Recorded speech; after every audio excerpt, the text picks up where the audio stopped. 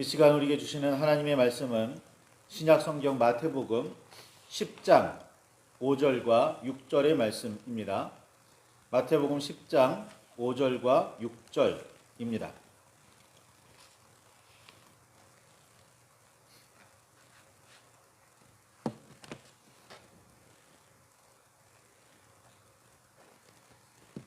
찾으셨으면 우리 함께 말씀을 봉독하시겠습니다.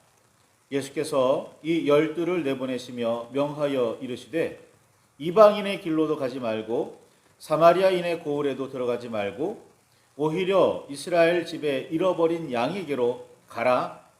아멘. 주님 우리의 마음을 여시어 말씀을 깨닫게 하옵소서. 아멘.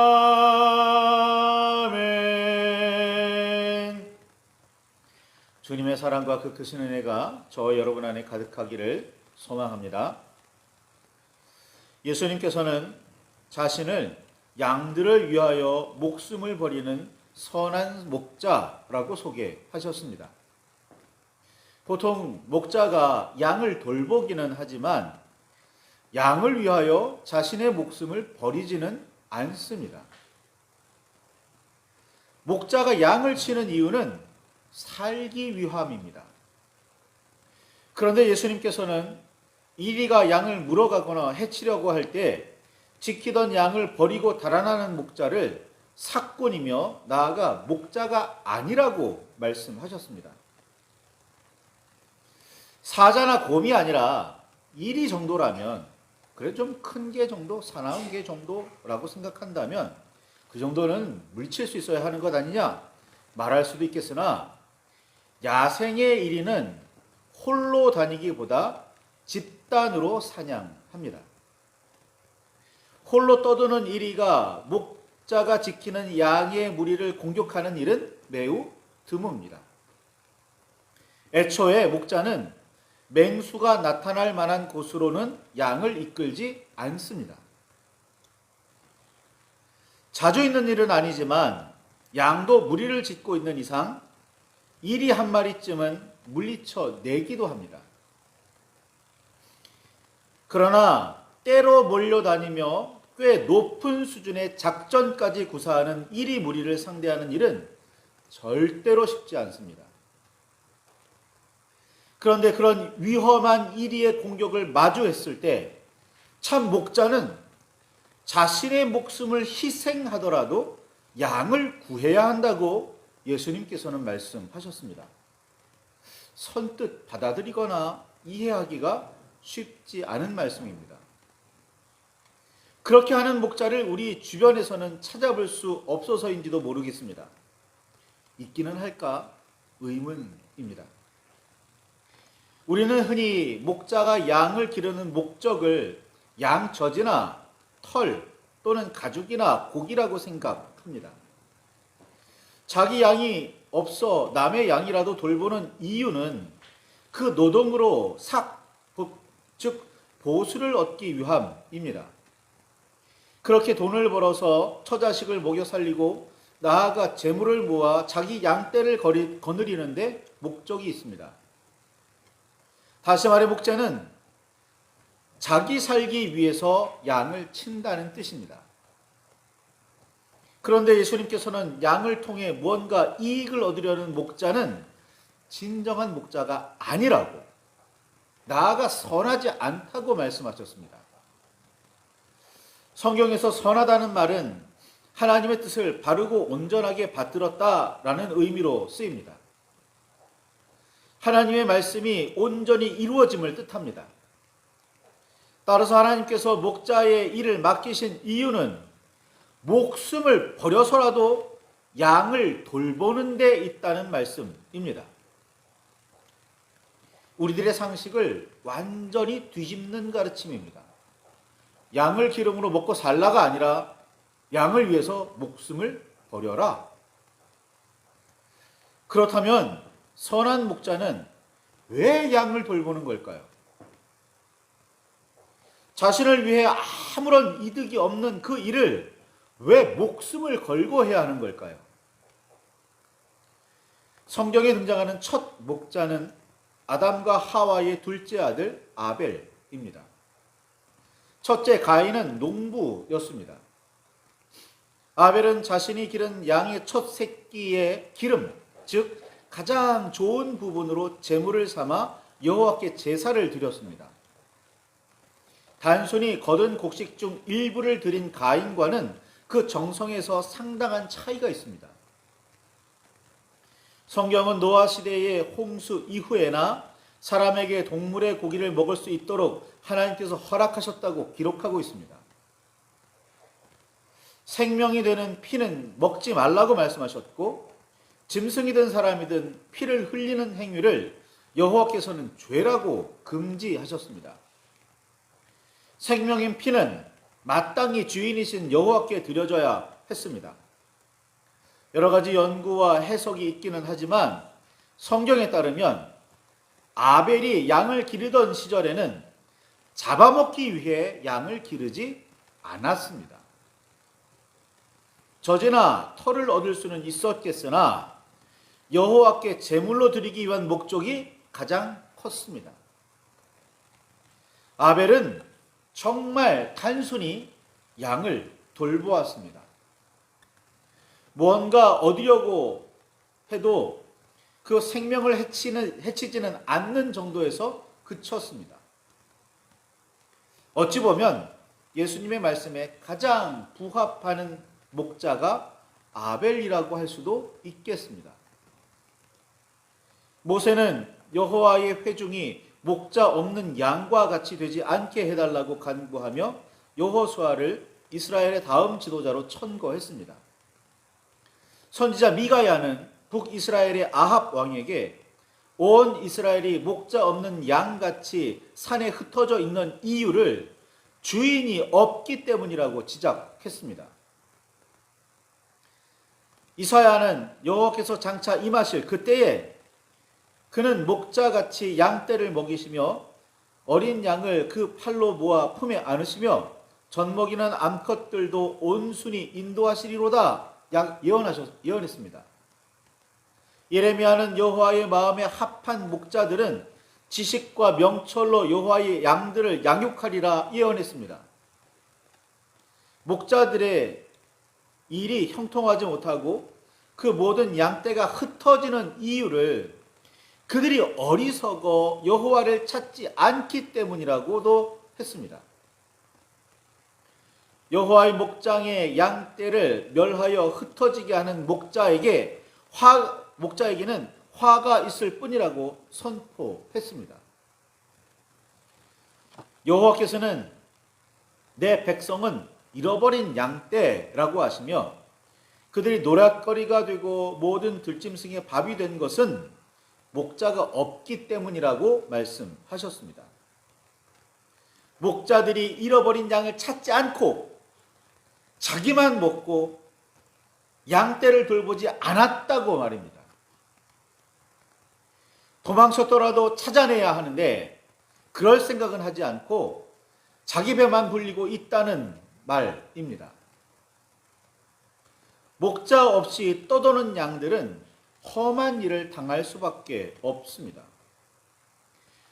그런데 그런 양들을 불쌍히 여기지도 않고 돌볼 생각도 없으며 오히려 양떼를 버린 목자는 못된 목자가 분명합니다. 잃어버려도 찾지 않고 오히려 목자에게 버려진 양, 무리를 보신 예수님께서는 그들이 너무나 어렵고 고된 일을 겪어 고생하며 기운이 다하고 힘이 없어진 모습을 보시고는 불쌍히 여기셨습니다.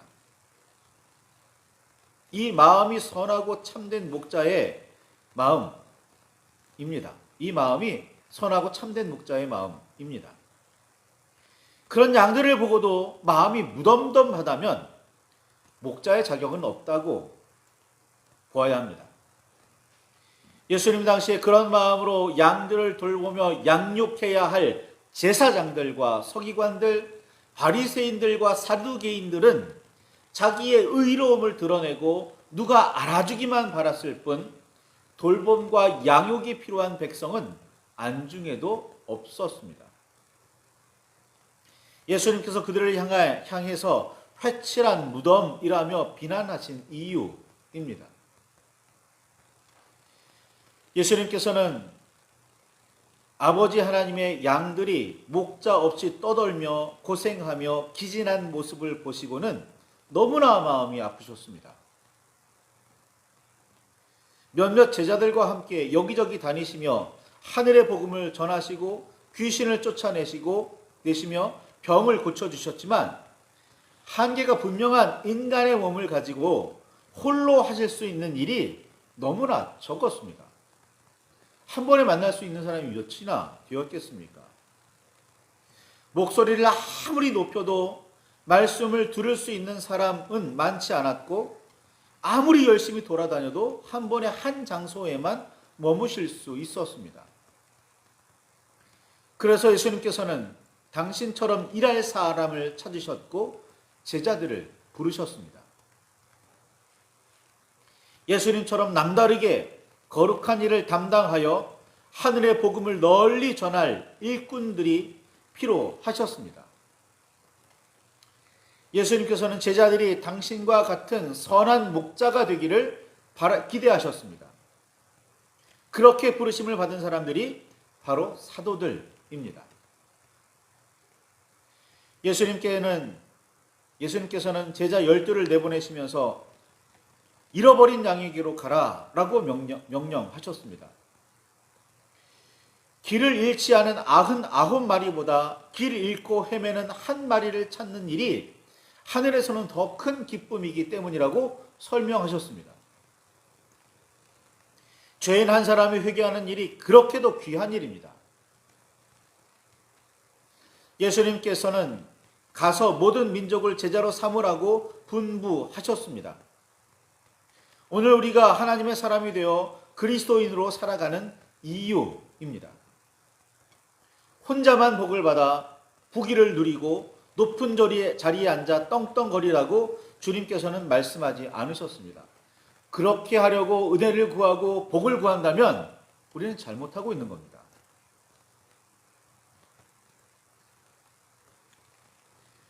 선한 목자가 되어 잃어버린 양들을 찾아오라고 다시 모으라고 제자를 부르셨고 우리들을 그리스도인 되게 하셨습니다.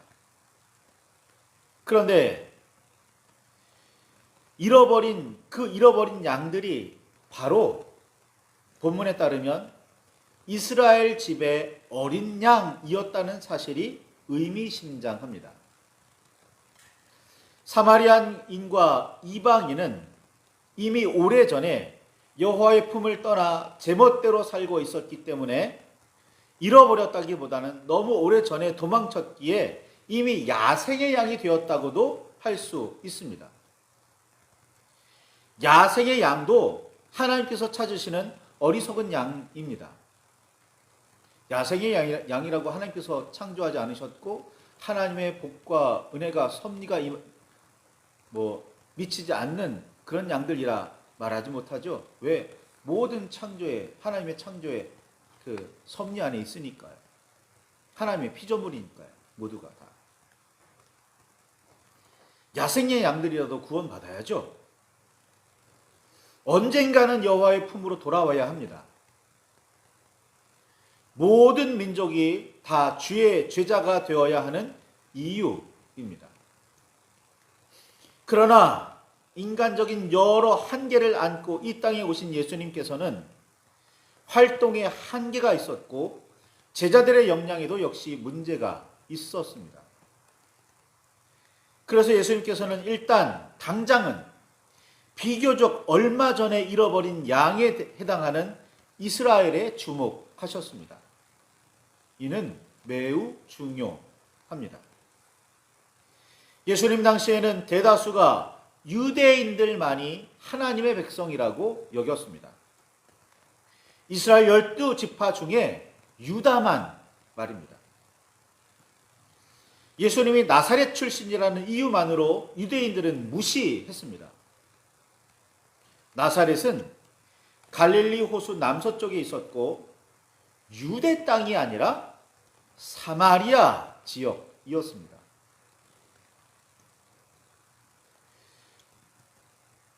유다 지파에 속해 있고 다윗 왕의 후손이라는 사실보다 나사렛 출신이라는 점이 더 큰 문제였습니다. 그렇게 유다 사람들은 같은 민족이라도 다른 지파 출신, 나아가 그 지역에 살던 사람들을 철저하게 무시했습니다. 사귀기는커녕 같은 자리에 앉는 일도 싫어했습니다. 그런데 예수님께서는 굳이 이스라엘이라고 말씀하셨습니다. 유다에게로 가라가 아니라 이스라엘에게로 가라라고 말이죠. 세례 요한이 속으로 아브라함이 우리 조상이라고 생각하지 말아라. 내가 너에게 이르노니 하나님이 능히 이 돌들로도 아브라함의 자손이 되게 하시리라 선포한 데는 그만한 이유가 있습니다. 유다 너희만이 아니라는 거죠. 유다 너희가 특별하고 대단한 것 같지만 아니라는 겁니다. 너희도 하나님 보시기에는 도망친 혹은 잃어버린 양이고 이스라엘은 비교적 최근에 도망친 혹은 잃어버린 양이고 이방인은 아주 오래전에 도망쳐서 잃어버린 양이라는 겁니다. 마태복음 28장 19절에 보면 예수님께서는 가서 모든 민족을 제자로 삼으라고 명령하셨습니다.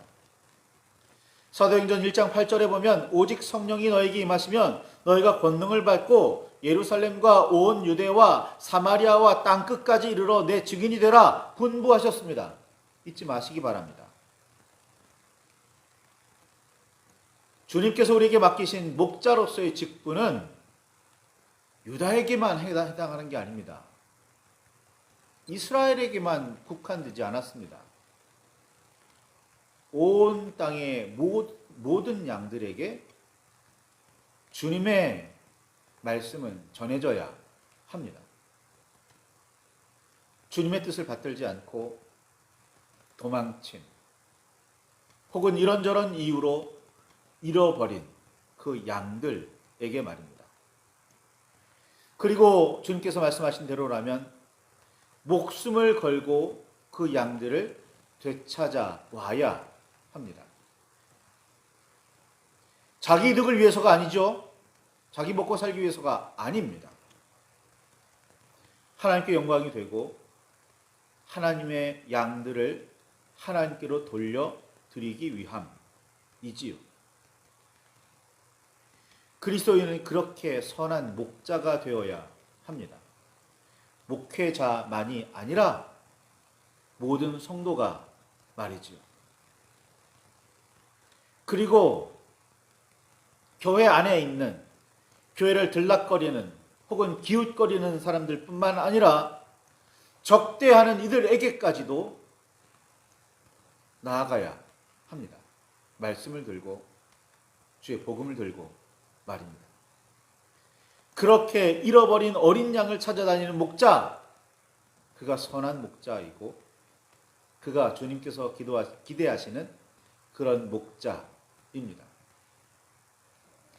혹시 내가 잃어버린 혹은 도망친 양은 아닌지 살펴보시기 바랍니다. 회칠한 무덤이라고 그렇게 비판받을 만한 양은 아닌지, 진정 주인의 목소리를 알아듣고 진정 주인의 발걸음을 알아채고 기뻐 달려가는 그런 양인지, 목자 되시는 주님께서 가시는 곳이라면 어디든지 따라갈 수 있는 그런 양인지, 도망치려고 호시탐탐 노리고 있거나 잃어버린 양이 된 것을 자유롭다고 생각하는 그런 어리석은 양은 아닌지 깊이 묵상하시기를 살피시기를 바랍니다. 말씀을 붙들고 깊이 묵상하시며 기도하실 때 정말 참된 어린 양으로서 참된 목자를 따라가는 우리 모두가 되시기를 소망합니다.